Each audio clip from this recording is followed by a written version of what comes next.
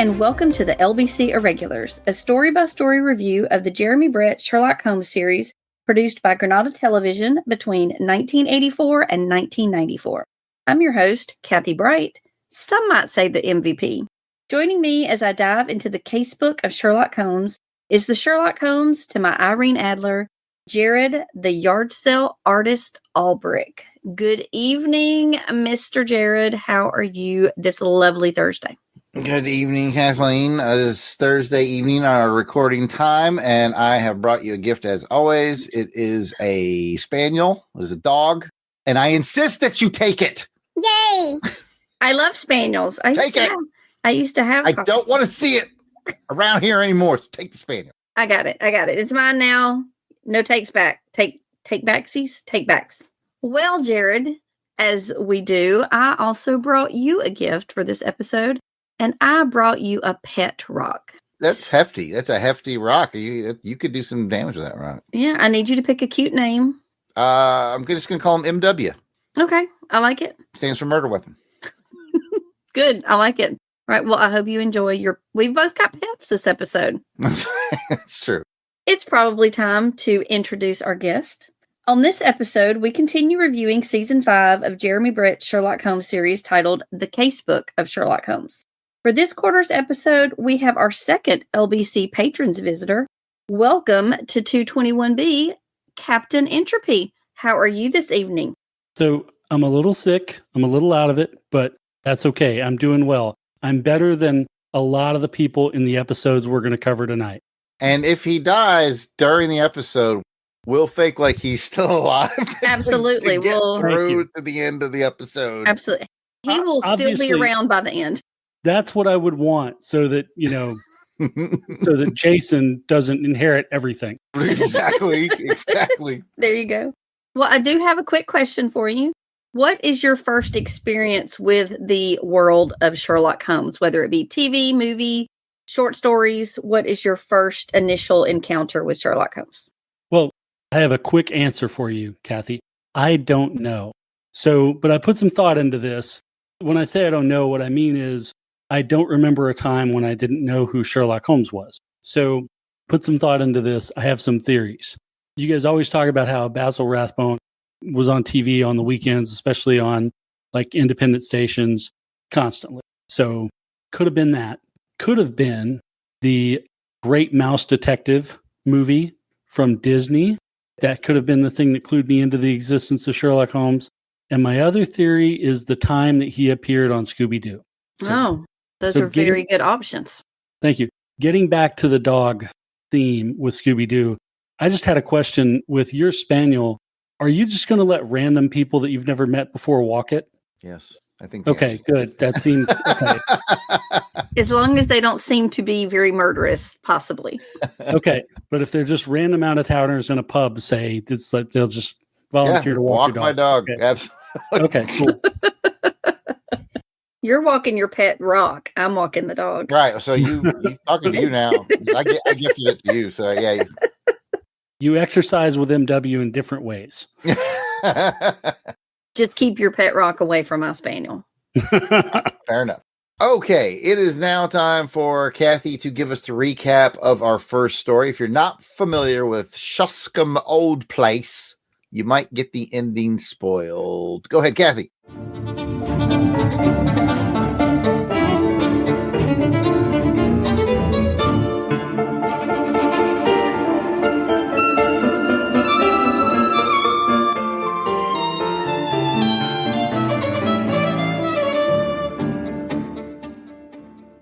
Sherlock Holmes and Dr. Watson are approached by John Mason, a horse trainer at Shoscombe Place, who is troubled by the strange behavior of his employer, Sir Robert Norbiton.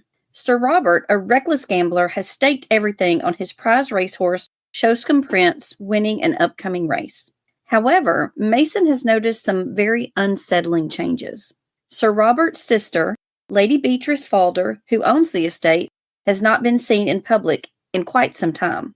Her beloved dog has been given away to a stranger. Additionally, Sir Robert has been seen visiting a nearby crypt late at night and burning mysterious papers.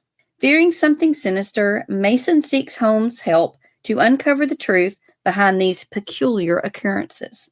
What has happened to Lady Beatrice? Where is her prized spaniel?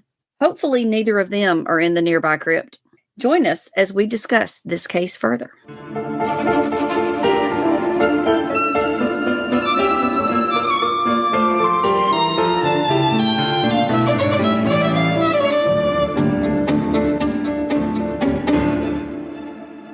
Now it is time for some highs, lows, or what those, where we each take a look at the good, the bad, and the meh of the episode. We start with the guest, Captain Entropy. Okay, now I understand y'all only do 2 rounds of this, right? We do, and if you end up having extra stuff you need to talk about at the end that we haven't covered, we'll allow it. Oh, good, because that'll keep me from having 16 things trying to cram them all into one. We podcasted with Pat before, so yeah, we call them Pat points. So. Yeah, they call Pat points for a reason. Oh, good. Well, I'm glad to know I'm in good company. All right, so my first one is going to be a high for Shoscombe Old Place. These names are too similar for these episodes, by the way. I'm going to mess these up. I completely agree. That was annoying to me as well. All right. So the high that I noticed is that there is noise in this one. And what I mean is people talk about signal to noise ratio, being able to figure out what's really going on and what the real signal is versus the noise that's just a distraction. This one had a lot of distraction, which made for a more interesting mystery because you couldn't count on every single thing being essential to the solution. Now, it did have a little bit of, instead of Chekhov's gun, Chekhov's bear trap. There were some things that were obviously highlighted in there because you knew they were going to come up later. That wasn't true of everything, which makes the mystery harder to figure out. So I appreciated that. I wholeheartedly agree with you. I'm going to tack on a little bit to what you just said. This one is one that I didn't remember at all from watching, although I know I've seen it before. And I don't remember the short story either. So I started watching it and I was like, I'm pretty sure I've solved this thing in the first 10 minutes. And I did. So I guess I'm good at the whole signal to noise wow, good job. Ratio. Because I was like, seems to me like she's always riding around hooded. Oh yeah. No, I that's not her. I did figure out that wasn't her, that they were doing there's a thing from like the old Ottoman Empire where the Sultan was dead for a week, but they were in the middle of a war. So they just like carried his body around on the sedan chair and didn't tell anybody. Yeah. I saw Weekend at Bernie's. I know what you're talking about. Exactly. Yeah. So yeah, I figured that out too. And I was kind of sure that it was Jude Law under the thing. Because y'all did note that was Jude Law. Yep, absolutely. As soon as I saw that face from far away, I was like, I believe that's Jude Law, who, as most people should know, becomes Watson. He's the Watson in the Robert Downey Jr. movies. Yeah. So I didn't know by the face, but when I saw him on the credits, it jumped out at me. But figuring out the rest of it, there were more pieces than that it took me the whole time to get.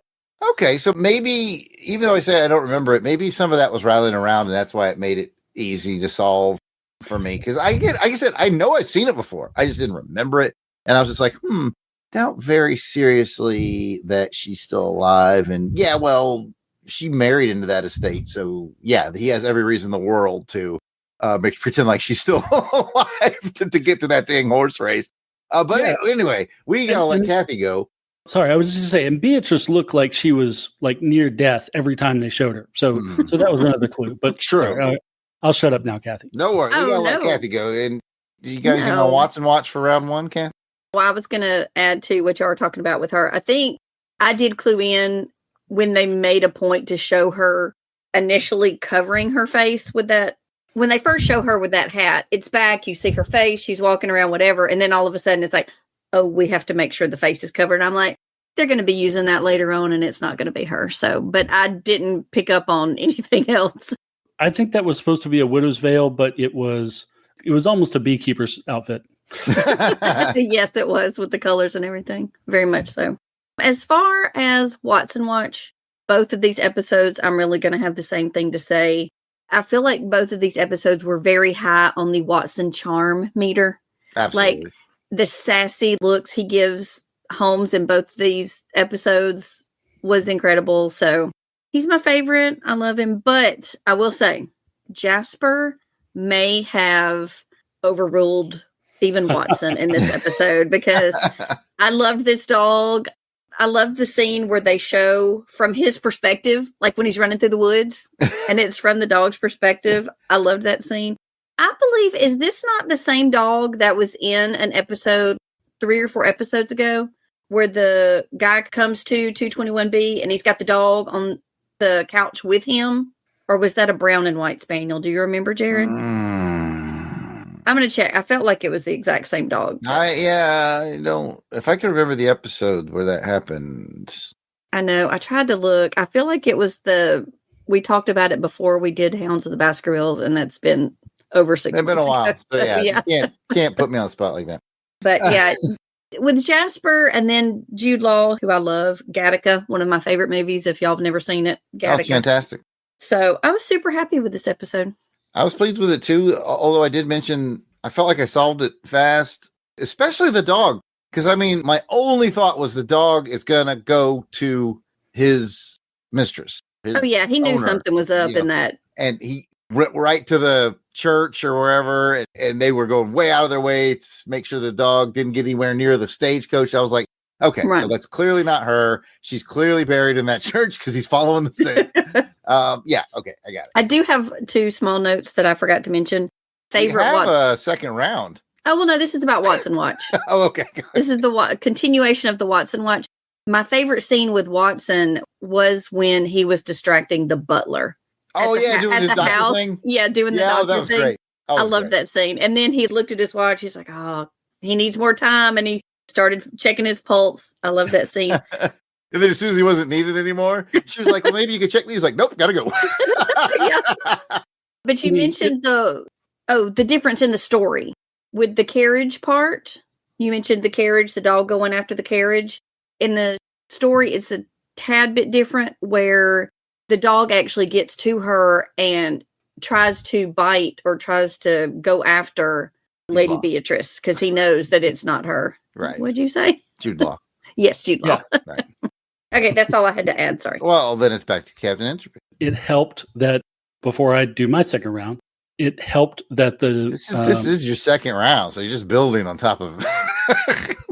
Okay, cool. Hey, you know what? Just do what you want. Be Pat. Just be Pat. Just go. All right, I'm Pat tonight. That's awesome. So I'll mispronounce some things too. So it will be not difficult to do with these student titles. Hang on. It's not funny. You leave Pat alone. Hey, I didn't mean I was going to try. I mean, I expect to mispronounce things. I'm sorry, I derailed you. Go with what you got, man. Go with what you got. Right. So it did help Watson that the butler was like 103 years old. So, you know, you ask him how he's doing, there's a list. So that was cool. Going back to signal to noise ratio, the thing that was interesting to me about Jasper is first he alerts on the mill, and then later, like the next time, he alerts on the church. And they explain that, like that was part of what was confusing me, but they explain that as they move the body. So it all made sense in the end, but it took me a second. I have a string of what-thas, and I'm just going to shoot those out. First one, that pub was slightly friendlier than the one in American Werewolves on London, and they did warm up. But at first, I was waiting for someone to tell them to stay off the moors at night because I was getting a real American Werewolf vibe. I don't know if anybody else noticed. I did text the picture of it to Jarrod, but the gargoyles at the church straight up had a bat symbol on their chest. I did not notice that. Yeah, I didn't either until he sent me the picture. You got to send it to Kathy. So the gargoyles were Batman, and then at the church in the crypt, before they go in, Watson finds a Green Lantern. This was almost a Justice League crossover. I laughed when the great Sherlock Holmes burned his hand on that furnace handle because I'm pretty sure there's a tool somewhere right around there, like within 5 feet for opening that door when it's like that. I'm just guessing. Or he's got gloves somewhere, you know? Yeah, exactly. I noticed a tarantula on the body in the crypt, which was, I went back and looked at it. They show that spider. That's a full-blown tarantula. I don't think they have those in Great Britain. They all live in Texas, last I checked. Yeah, exactly. So that was interesting. Those are all my what-thas. I also had Watson making himself useful. I will yield my time to Kathy. I really don't have that much else to add. I guess I kind of did all mine in one round. We're just going to do one round each this time. Okay. Everybody talk at once. Let's try to see if we can figure that out. I did love another thing. This is kind of about both, which I would lean more into it on the second episode. But I love the locations on both of these episodes. I feel like there was a more mature vibe to the filming of these two episodes. I really enjoyed these a lot. I don't know if it was the casting on both. I love the outdoor locations. This one had the beautiful home. I loved, even though it was creepy, when they were walking around in the crypt. I guess it was part of the church without the roof. Like, I would be so scared walking. It was very Blair Witch. That's what it kind of reminded me of. But I liked that location. I loved the dog.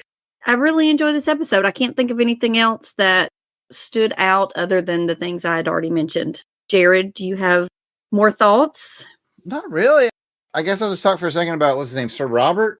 Like I said, I feel like I solved the mystery kind of quick, but I was sort of like kind of interested in his thought process behind it. I mean, I kind of figured that he needed to string it out until he won the race, so he could not go to the poorhouse immediately.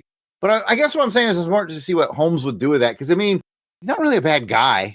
He had to massage the situation. I mean, was he really guilty of, I guess, not reporting the death to the authorities immediately? That's what I kind of like too. Kind of a low-level crime when you look at his motives. Like, I don't think he was a bad dude.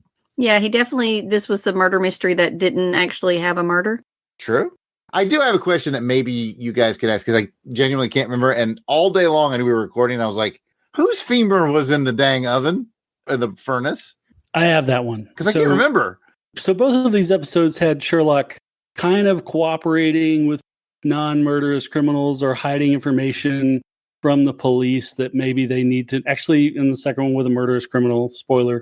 But one of the things that Robert did that was sketchy was he said they moved the relics out of that coffin. That's what it was. It was the already dead. Right. It was the already dead relative from the crypt. That's what it was. I couldn't for the longest time. I was like, whose femur was in there? So what you're saying is you illegally disinterred a body to make room for the dead sister you were hiding. Okay, that's cool. And in the story, the reason, I don't know if this was in the episode or just the story, the only reason they were burning them in the fire was not necessarily to get rid of them, but they were afraid to just leave them in the corner of the crypt, because if somebody came in, it's like, wait, why is there a pile of bones over there? And then they would be more inquisitive to the casket that was there. Yep, sure. As good an explanation as any. He needed a place to put his sister. Correct. All right. Does anybody have any more thoughts or anything about this episode? Let's move on to rating this episode.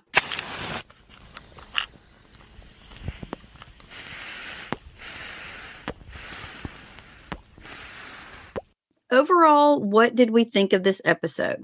Guess what? We just happen to have a system in place that helps us rate each episode. On a scale of 1 to 5 pipes, 5, you loved it. It solved your mystery. Aha! 4, it was really good. 3, it was all right. 2, you did not like it. And 1, you hated it. It threw you off of Reichenbach Falls. So, how would you rate this episode, Captain Entropy? Well, it's my first time rating a Sherlock Holmes episode ever. So this is a big moment for me. I'm going to give it a 4. It was really good. Like I said, I appreciated that it was complex. You got to see Sherlock Holmes do his Sherlock Holmes thing and figure out people's motivations, as well as detecting, information from physical evidence and all the things that he is so known for. So I'm giving it a 4. I think that's a very good rating. I'm going to give it a 4.5 because it's my show. No, I'm just kidding. Y'all, you can't see this, but Jarrod's head just exploded. I think I'm going to give this one a 5. Even though we didn't actually have a murder, I think that's what makes it a little bit more interesting, because we thought there was, but there really wasn't. Jasper gives it a big, at least half a point bump up, because I loved that dog. So I am going to give this, and Jude Law. I love Jude Law. We're going to give it a 5. Jarrod, what you got?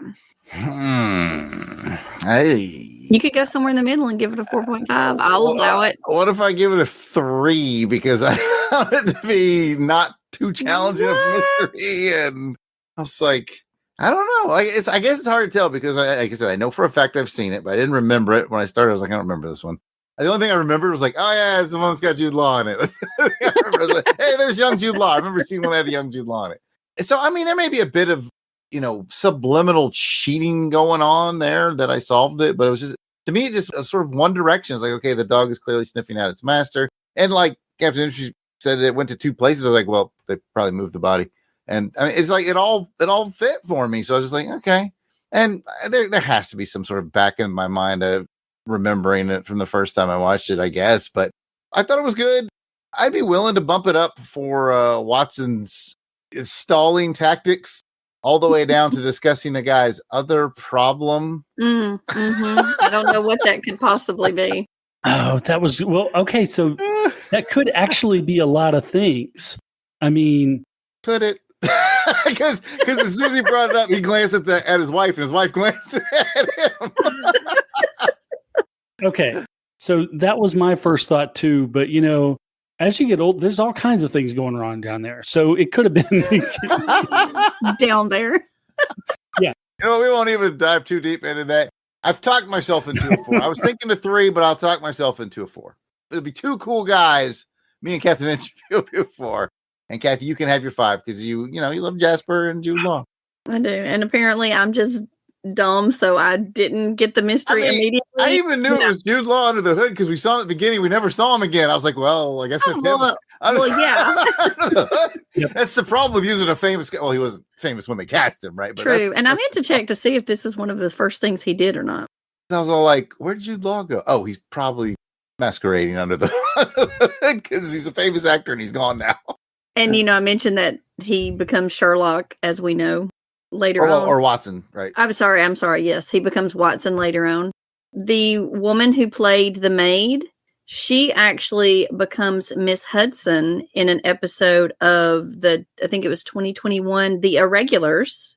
Oh. That they did on, I don't remember what channel. I haven't watched it yet. I want to, but maybe that's what we'll do next because, the show is called The Irregulars. Yeah, so that. I thought that was interesting that she 30 years later is playing a different character on the Sherlock Holmes series. Back in the universe.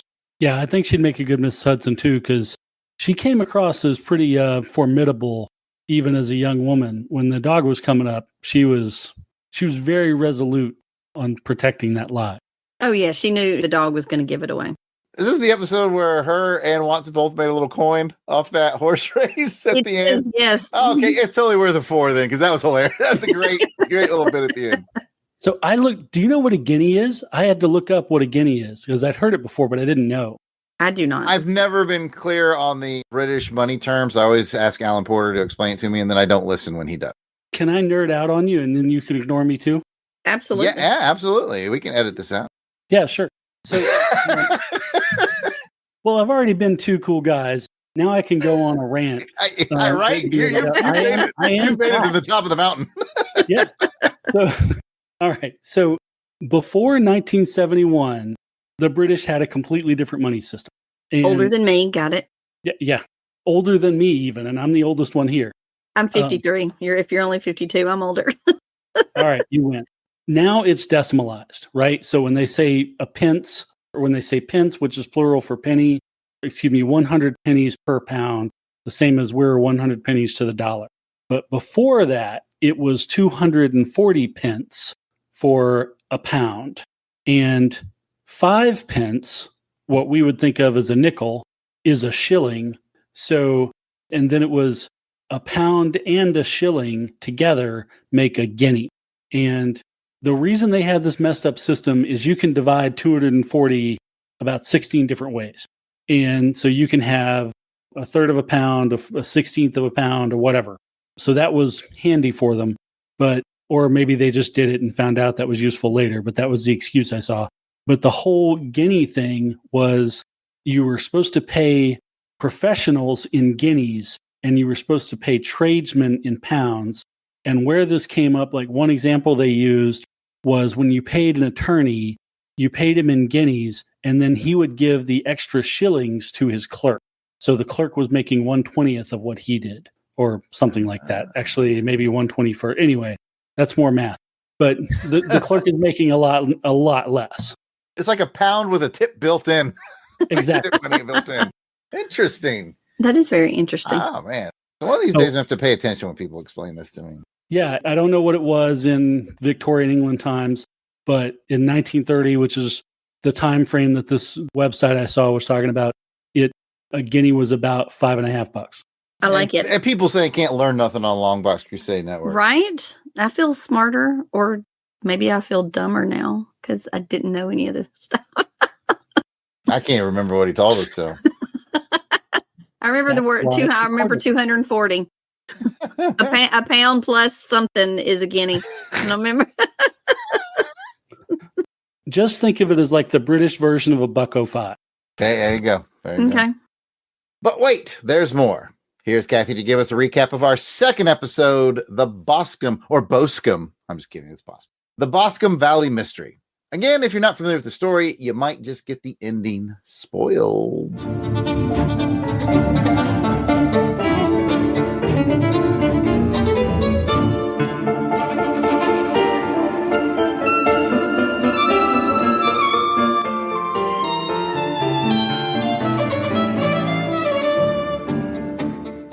Sherlock Holmes and Dr. Watson travel to Herefordshire to investigate the murder of Charles McCarthy, a local landowner whose son, James McCarthy, has been arrested for the crime.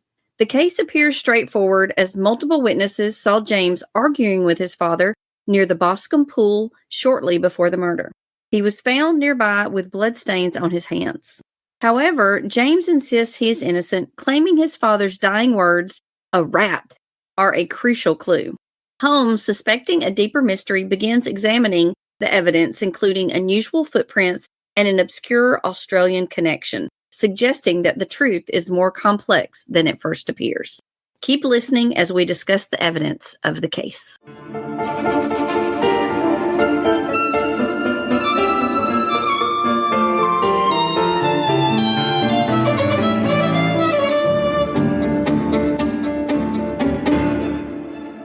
Okay, now it's time for the high-low what the portion of the show. We'll take a look at the good, the bad, the meh. Let's find out. Let's start with Captain Entropy, who I'm certain has at least a dozen things written down. Let's find out what's a few of the items on his list. There are no limits in this space. Well, if I may go to bed at some point. Yeah, I'm the one who's supposed to be into bed, right? I'm an hour later than y'all. But I'm going to start with a low. This was the one that was totally straightforward to me because, I mean, the guy who got killed was a jerk, but even by his own son's admission, there weren't many people who had a motive to kill him, you know? And I thought that Alice's father was a good bet for a guy who did have a motive to kill him, especially if McCarthy was pushing the two of them to get married, because you got a family that doesn't have much money, and he's pushing his son to marry the girl whose family has a lot of money. I mean, I could see the father having an issue with that. So all of that seemed pretty straightforward. The whole open and shut case I didn't buy that either, because like, okay, so yes, the son had means, motive, and opportunity. And by motive, just they were arguing about something. I appreciated that Sherlock pointed out that the fact that he wouldn't tell them what they were arguing about was an indicator of his innocence, because if he were lying, he would have made something up. So I'm sneaking a high in as I discuss my low. It seemed obvious to me that somebody could have come out from behind a tree and thwacked him on the head, and apparently that's what happened. So that's my low. Yeah, there's not a lot of red herrings in this one. This one I would consider more interesting because it's more of the Sherlock Holmes unwraps an already wrapped mystery. That's its fun factor, but you're right. There's not a lot of moving pieces to it. So, and this one I was very familiar with when we started. I used to have this short story like as a book on cassette back in the day. And so I have listened to it a few times. Everybody, in case you didn't know, Jarrod's very fancy like that. Yeah, I'm big fancy on cassettes. But yeah, I agree with you. It's not as complex. I think the fun in it for me is watching Holmes unwrap an already quote unquote wrapped mystery. He does that to Lestrade a lot. This guy this inspector he worked with was fairly likable. And there's, to me, I just get fired up, and I always enjoy when Holmes does, like, literally gets down in the dirt, starts crawling around like a soldier. I was going to add that if you didn't say that. That's why Jarrod likes this episode. I love it when he does stuff like that. So he does a high crawl, and he gets back up, and there's no dirt on him. Not even on that cool gray coat. He knows he's crawled in the dirt so often he knows how to do it right. Okay. Kathy, it's your turn. Do I start with Watson Watch? Again, this is more of just him being charming. The very beginning when they're sitting there having breakfast and just the faces he makes. Is that the one where, again, we watch them back to back and I watch them 2 days out. Is that the one where Holmes has not eaten his eggs? No, actually, that was the other episode, wasn't it? Was it the other one? I don't remember. I think that was the first episode. Right. This is the one they're sitting outside. And then he complained about him before he left. And these are hard boiled. Right. No, this is the one where they're sitting at the hotel outside, like in a little courtyard kind of thing. Okay, so the first one was where he goes and picks Watson up at the stream, or did he pick? He picks Watson up at the stream in this one, doesn't he? Right. So the fishing is this one. And I thought it was cool that Holmes brought a pole. So, it looks like he's, I've just joined you for a spot of fishing, not I need you to get on a train in 35 minutes. So I've already bought you a ticket and already got you a place to stay. Yeah. And anyway, I will. Go ahead, Kathy. Oh, I was just going to say, I'll note, because we're talking about that opening scene, this one is, the story's pretty much right on, except for the beginning.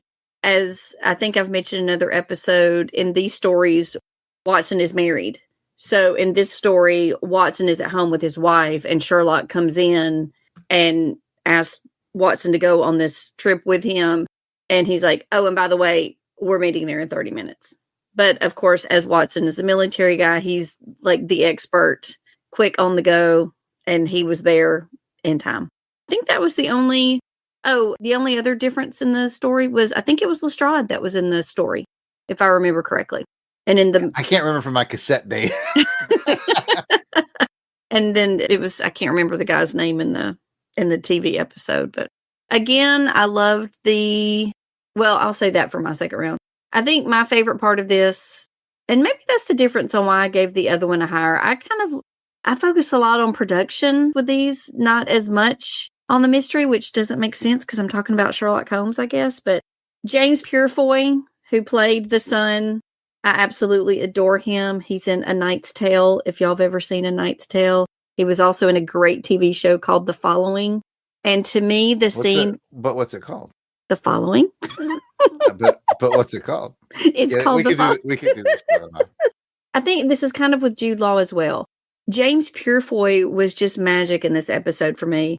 When he's in the cell explaining the story to Sherlock, that was an actor to me that was beyond any other guest that's ever been in this series. He just has that quality where it's like, he's going to go somewhere. His acting ability was just magic to me in this episode. I thought he did an incredible job. And we also have the guy that played her father, Mr. Turner. Was that his last name? Peter Vaughn. He's a Game of Thrones guy, so I got to be excited about somebody from Game of Thrones being in this episode. So those are my high points as the guest stars on this episode. Excellent. I'm unfamiliar with any of the TV shows you mentioned because they came out after Airwolf. You've seen A Knight's Tale with Heath Ledger? No, I said TV shows. I've seen that. Oh, okay. That one I was familiar with, and I liked it. She saw it on the big screen in the theater. Now let's go back to Captain Entropy and let him kick off the second round. What do you got, bud? I got another low, so I'm just going to be a downer. So, man, yeah, the ending I thought was unsatisfying.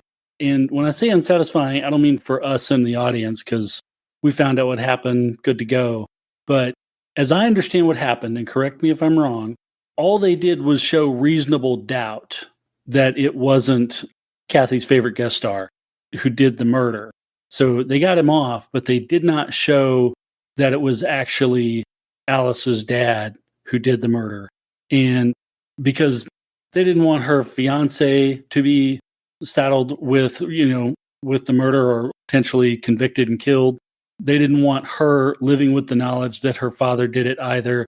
So they just left it undisclosed for the public, which means and even for the two of them, which means in an area like that they're probably going to think this guy did it. At least some people will. and he's got to deal with that for the rest of his life. And it was a weird way to end things because there's not resolution for the townspeople. I never thought of it that way. That's an interesting look at it. The only segue I'll take there, speaking of townspeople, is I did love the scene where the guy got his chance to talk to the cops and he wanted to talk to them all day. And Holmes was doing that brusque thing. He was trying to get rid of him and it wasn't working at all. And then the cop was trying to get rid of him. And that guy just wanted to chat all day. That was hilarious. But going back to your point, I never considered that. I never considered sort of the lasting effects of in a small rural area, especially. Yeah, now you've changed my perspective. Agreed. Me too. But it's your turn anyway, Kathy. So what you got? Let's see. I'm going to go with another high, although it's kind of, I've already talked about it. I love the location. I don't love outdoors when it's hot, but I would love outdoors in Europe. The scene where the little girl is going through all those trees. Oh, that was incredibly beautiful to me. That stream that Watson was fishing in. I loved the look of the episode. And I'm not going to go on again about the guest stars, but both of these episodes seem to have a heightened production quality than some of previous episodes. And I don't know if it's the year that these came out, if we've got different directors or production staff. I probably should have looked that up before we recorded this. We are this. in season 5 now? Yeah, I think we've only got one more. This is 5 years on from when they started. So you got to imagine that filming technology has probably gotten a little better, right? And then you have to imagine that maybe due to the success, they've gotten better budgets. Mm-hmm. And you're right. According to my notes here, we have 2 more seasons, but one of them is only 3 episodes and the last one's 6 episodes. I wonder, are those might be the movie length episodes? Wouldn't surprise me. I think you're absolutely right. I think the next season is just 3 movie-length episodes. I think you're right. And it could be that all British woods look alike, but I think I've seen those woods before. I think I've seen Harry Potter and Hermione and absolutely the Weasley boy, Robin Hood, and they also look very similar to Vancouver woods. Like it was very X-File-ish to me. Yeah, it's the lack of undergrowth, which we don't see in the South. Like you gotta fight your way through the brush where we grew up. The kudzu. Absolutely. Funny story about that. When I was in college and reading a literature book, there was a footnote explaining what kudzu was. I was like, how does somebody not know what kudzu is? Yep. All right, that's the end of our official rounds. Did you have anything left on your list there, Captain Entropy? Yes, I like that. I did. So, number 1, these are 2 really nice people, these young people that pretend like they don't love each other, but then obviously do. And their dads are terrible. I mean, the one guy, he's a former bandit. I mean, he seemed like a decent guy now, but the other one's a blackmailer. And this is why I've told my children, don't go into a life of crime, but above all else, don't go into blackmail because killing you is the obvious thing to do. Sure. Blackmail. That was number 1. Second one, how do you smoke a cigar 20 feet away behind a tree without anybody knowing you were there? Right. I think I could smell that. Yeah. And that was the only rock of any size anywhere, that murder weapon. So I thought it was cool that Holmes said, the grass was growing up under it. So I knew somebody moved it and that makes sense. But it's like, dude, that's the only rock. That's the murder weapon. I did like that little detail about the grass under the rock because I'm like, that's kind of impressive right there. Yeah, absolutely. I noted that women didn't last long in the English countryside in the Victorian days because neither one of them has a living mother. I think I'd move. Holmes setting the confession on fire. I would have thrown it in the fireplace. I don't know if anybody's ever tried that where you like they do hold the item you're burning. Yeah, it's not a good plan. And then finally, the gold. That was kind of an impressive amount of gold that the guy robbed in Australia, but it wasn't like I now have a country manor in England amount of gold. I don't think. I think maybe that was his starter kit and, he parlayed that into with investments or something, but that was not like set me up for life level of gold, I don't think. That's You're it. the one that knows all the coinage and values, so I'm going to take your word for it. I just knew all the math. I'm not an expert on either the value of gold or the value of real estate in 1890 England, but they seem like they had more money than the people in the back of that wagon had. All right. My favorite remains Holmes crawling around and looking at clues, and his indignity of how crime scenes are treated. Well, I can see where you traipse through here, and your people traipse through over here, and I love that stuff. But anyways, I think that's the wrap on our discussion. Yep. So nobody has any other thoughts. We will get to the ratings.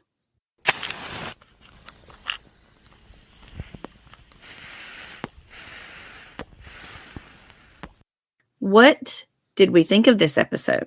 As a reminder, we have a system in place that helps us rate each episode. On a scale of 1 to 5 pipes, 5, you loved it. It solved your mystery. Aha! 4, it was really good. 3, it was all right. 2, you did not like it. 1, you hated it. It threw you off of Reichenbach Falls. Let's see how our guest, Captain Entropy, would rate this episode. Okay, because it was such a straightforward mystery, and I really think that inspector could have solved it if he hadn't just assumed that the son who was arguing with the dad had done it and not gone no further in his investigation. I'm not rating this one quite as high as I did the first one. I think this is a 3. I still liked it, still had good performances, like you pointed out, Kathy. It still had a couple neat detective points from Sherlock, although I'm going to do a dig on Watson, him figuring out that somebody snuck up behind the guy who was holding a shotgun and hit him in the back of the head to kill him. That's what I would have guessed, since he was holding a shotgun. So that wasn't a huge break in the case. But yeah, it's a 3. Jarrod? I'm going to go a little higher on this one, and it might just be because of my nostalgia factor for the old cassette that I had. And I'll go with a 4. I've always kind of particularly liked this one. I like Holmes's checking all the clues. I like the unraveling of the already solved mystery. And I mean, who amongst us didn't marry an older barmaid when we were in our 20s in the big city, right? We've all been there. It's very relatable. So, I'll give it a 4. Well, and once again, y'all are both wrong. I have to give it a 5. I can't give the first one a 5 and not this one when I like this one even better. And again, I know they're both simple stories. For some reason on these 2 episodes, just really focused on the guest stars. And I just think, especially this one, James Purefoy in this episode was magic for me. Watson and Holmes were great, but that just won me over. And I'm giving it a 5, even if it's just for his performance while he's in the jail. So there's no cool guys there? Nobody had a matching score. No match game on this one. Okay, so I think I'm detecting a pattern. I'm going to be a little Sherlockian here. Kathy is all about the people. Jarrod and I are about the puzzle. Kathy also likes to look at the production values more than most. Makes sense. All right. Are you making fun of me? I felt like you were making fun of me. No, it's just like he's talking about legitimate, like how we look at things. Yeah. And that's fine. Maybe it's because I never can figure out the puzzles. I just let the story. I'm a behind the scenes kind of person. I watch every commentary on every movie I own. I love the making of, all that kind of thing. So that intrigues me. And I've got a design background, so I like the look. Makes sense. I think you're probably, because of that design background and because you're paying such close attention to the performances, you're probably getting more enjoyment out of this that I'm not accessing because I'm just trying to figure the thing out the whole time. So you're probably watching this more correctly or in a smarter way than I am. Oh, I would definitely would not say that. Also, it may be a little different with these 2 episodes because this is the first time I've only watched the episodes once. I didn't make notes when I was watching either of these episodes, and I watch them 2 or 3 times. I make notes every time I watch them, and these I just watched. So maybe that made a difference. All right. Any other thoughts, discussion on this episode? I think that's the wrap on our discussion.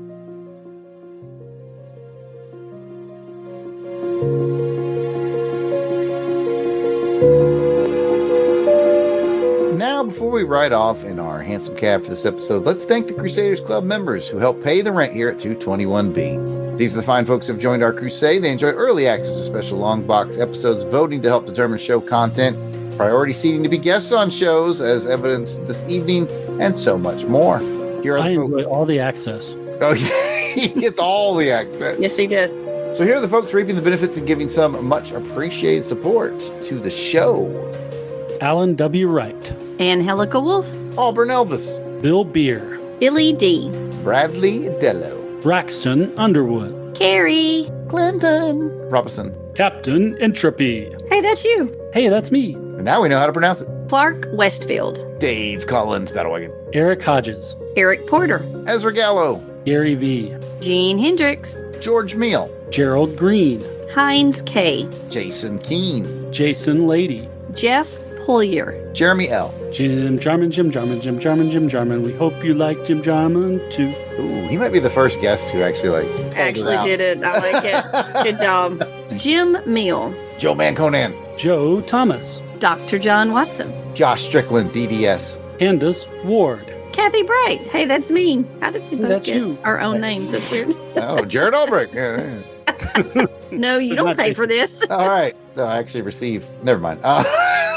Matt and Lizzie Passo. Mark Ross. Maxwell Traver. Michael Minton. Miranda W. P.D. Devons. Paul Hicks. Rick from Jeff and Rick Present. Ronald Easterday. Rob Morgan. Samantha Maney. Sean Urbanski. Spidey 67. Spreadsheet. Steve Cronin. Tim Price. Tony Pennington. And Toronto Cop.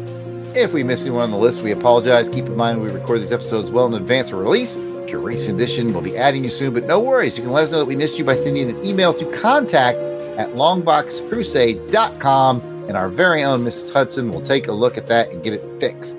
As a reminder, if you become a Crusaders Club member, your life will get better. How do you do that? Patreon.com/longboxcrusade. For as little as $1 a month, you get the amazing world of Crusaders Club at your fingertips. Check it out. Offer not available in all areas, especially for Jason. That's going to wrap up another episode of LBC Irregulars and these two Sherlock Holmes stories. We'd love to hear from you if you're familiar with any variation of Sherlock Holmes, including the Granada adaptations. Longbox can be found on X, Facebook, Instagram, YouTube at Longbox Crusade. Email contact@longboxcrusade.com. We can also be reached by phone 707-532-5269. That's 707-532-LBOX. Pick up the phone. I had a feeling he was going to be Nice. excited about that. If you would like to chat with me personally, I can be found at Yard Sale Artist on X, Facebook, and Instagram. It's all at Yard Sale Artist. What about you, Kathleen? I can be found on all social media at AUKathy2418, and that's Kathy with a K. Captain Entropy, where can everybody get in touch with you? Well, I try to stay hidden so that people can't get in touch with me. You just have to wait for me to pop up on the Longbox Crusade or Fire and Water or Two True Freaks or Professor Allen or really just anybody who will let me be on a podcast. So if you want to send anything to Captain Entropy and get a message to him, you can just email contact@longboxcrusade.com. We'll make sure he gets it. Yeah, actually, I will give y'all my email. I've never done this before, but I will give out my email on the show. It's Captain Entropy. Captain is spelled out. Entropy is spelled out. ENTROPY @hotmail.com. That's mail MAIL, not mail MALE. I have a funny story about that, by the way. Oh. Be sure to join us next quarter as we finish investigating Season 5 of Sherlock Holmes, the Casebook of Sherlock Holmes, with the episodes The Illustrious Client and The Creeping Man. See you next time. Bye. Bye. Bye.